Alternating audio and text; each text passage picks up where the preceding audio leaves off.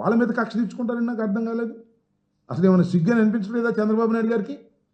ఉన్న ఉద్యోగుల్ని పీకేసి నిరుద్యోగుల్ని చేసేటటువంటి ఒక దుర్మార్గమైనటువంటి పద్ధతిని కక్ష సాధింపుతో ఇవాళ నారా చంద్రబాబు నాయుడు గారి ప్రభుత్వం, కూటమి ప్రభుత్వం వ్యవహరించడం అనేది చాలా దుర్మార్గమైనటువంటి విషయం అని కూడా ఈ సందర్భంగా నేను మనవి చేస్తున్నాను.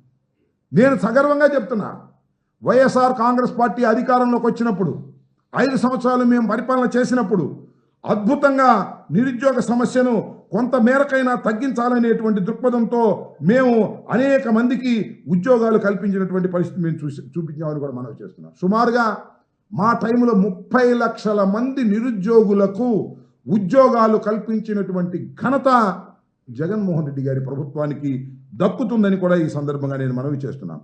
రాగానే అక్టోబర్ 2 ఫస్ట్ మా ప్రభుత్వం అధికారంలోకి వచ్చి ప్రమాణ స్వీకారం చేయగానే అక్టోబర్ 2న జయంతి సందర్భంగా 1.34 లక్షల గ్రామ వార్డు సచివాలయాల్లో పర్మనెంట్ ఉద్యోగాలు ఇచ్చాం. 58,000 మంది ఆర్టీసీ ఉద్యోగులను రెగ్యులర్ చేశాం. ఎప్పుడు చేయనటువంటి విధానం. 58,000 మంది ఆర్టీసీ ఉద్యోగులు అలో లక్షణాన్ని వాళ్ళ లాసుల్లో వచ్చి బాధపడుతుంటే వాళ్ళందరినీ రెగ్యులైజ్ చేసి గవర్నమెంట్లో కలుపుకున్నటువంటి ఘనత జగన్మోహన్ రెడ్డి గారికి దక్కుతుంది.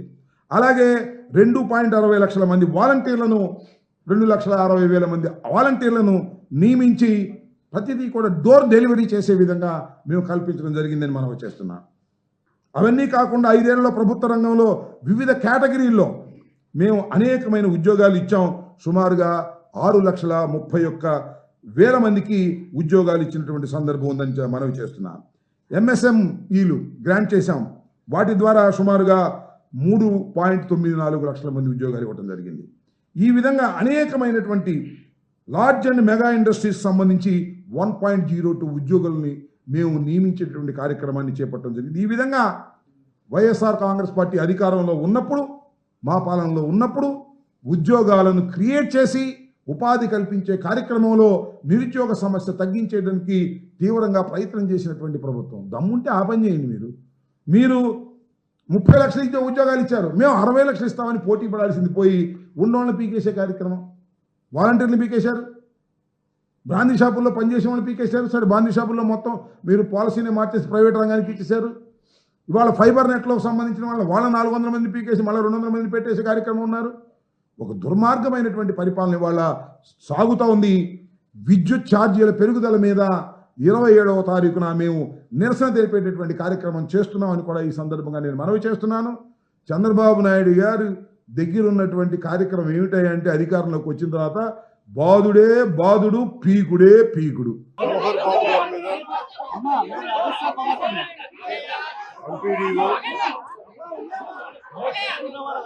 ఎంపీడీఓ చాంబర్ కాలివీడు మండలం ఎంపీడీఓ మీద నిన్న మధ్యాహ్నం 1 గంటకి దాడి చేశారు.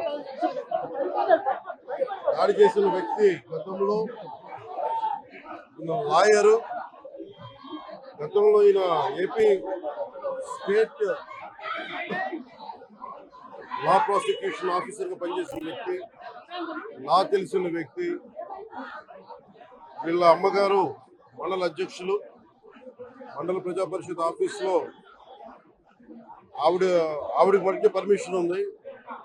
సో నిన్న ఎంపీడీఓ దగ్గరికి వచ్చి మాకు తాళాలు కావాల రూమ్ కంటే ఎంపీడీఓ జవహర్ బాబు గారు అని చెప్పారు. అది ఎవరైతే డెసిగ్నేటెడ్ వ్యక్తున్నారో వారికి ఇస్తున్నారు, వాడి కుటుంబ సభ్యులకి ఇవ్వమంటే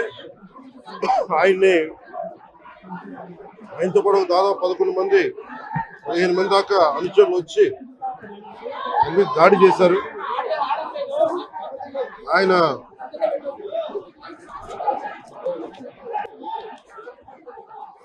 ఇది నాకు నిన్న ఈవినింగ్ ఒక 7 గంటలకు తెలిసింది.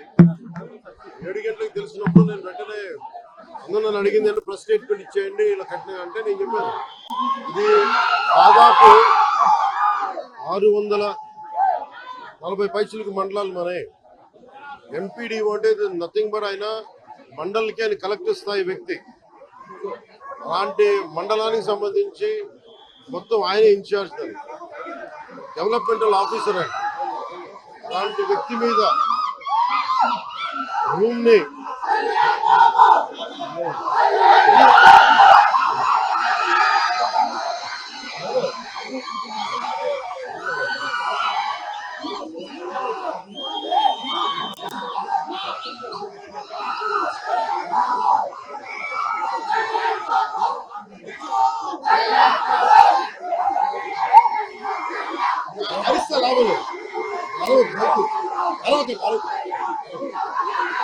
అరవై సార్ ఆయన పేరు లేదు సార్. ముందుగా జవహర్ బాబు గారు ఆరోగ్య పరిస్థితి ఎలా ఉందని అడిగారు.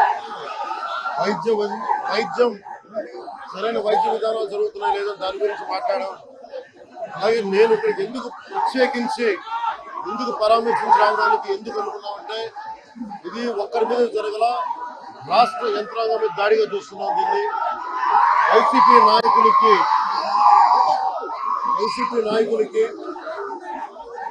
11 సీట్లు ప్రజలు పరిమితం చేసినా కానీ ఇంకా అహంకారం చావాలా. మీ అహంకారం తగ్గే వరకు మీరు ఇష్టానికి మాట్లాడిన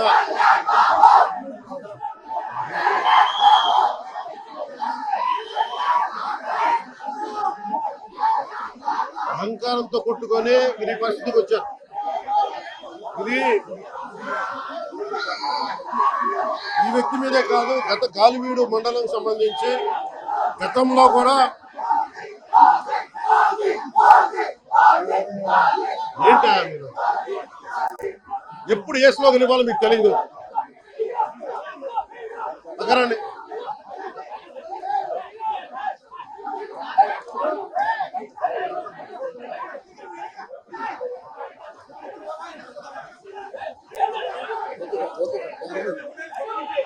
జల్లా సుదర్శన్ రెడ్డి గారు అనే వ్యక్తి ఈరోజు జవహర్ బాబు గారి మీద దాడి చేయడం కాదు, ఇతనికి దాడి చేయడం అనేది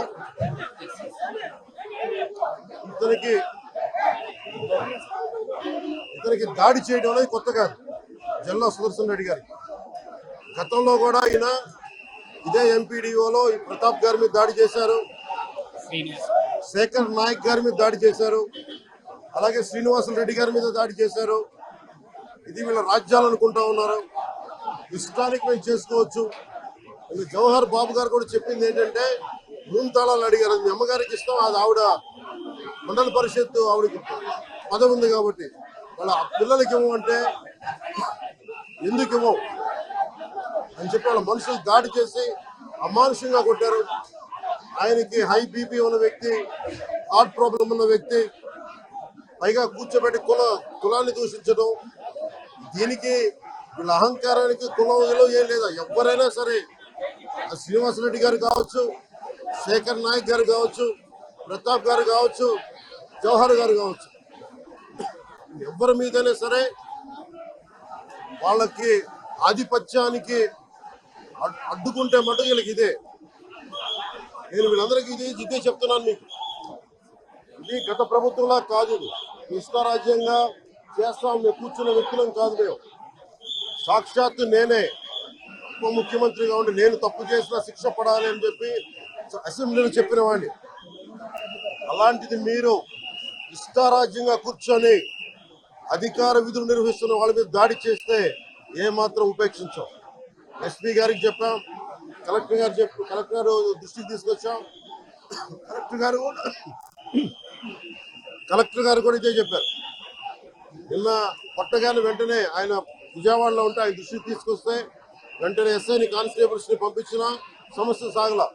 అదనపు బలగాలతో స్త్రీతో వెళ్తే తప్ప పరిస్థితి కంట్రోల్లోకి రాలా. ఎలా కొట్టారంటే లోపల గడిపెట్టి మరి ఎవరిని రానివ్వకుండా గడిపెట్టి మరి ఆయన అమానుషంగా దాడి చేశారు. నువ్వు ఎలా వస్తావు ఇక్కడికి?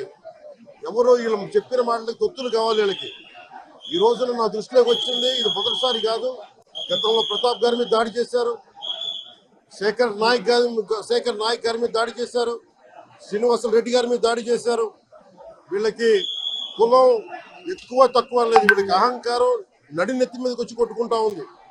అహంకారం తీస్తాం, తోలు తీసి కింద కూర్చోబెడతాం. మీకు ఒళ్ళు ఒక్కొక్కళ్ళకి మీకు ఎక్కడెక్కడ ఉన్నాయో తెలియట్లా. మీకు అహంకారాలు పెరిగిపోయినాయి. మీకు ఆధిపత్యపు అహంకారంతో అధికారుల మీద దాడి చేస్తే మిమ్మల్ని ఎలా తీసుకెళ్లాలో, ఎలాంటి శిక్ష పడాలో మీకు ఖచ్చితంగా చేసి పెడతాం. మీకు ఇష్టారాజ్యంగా చేయకండి.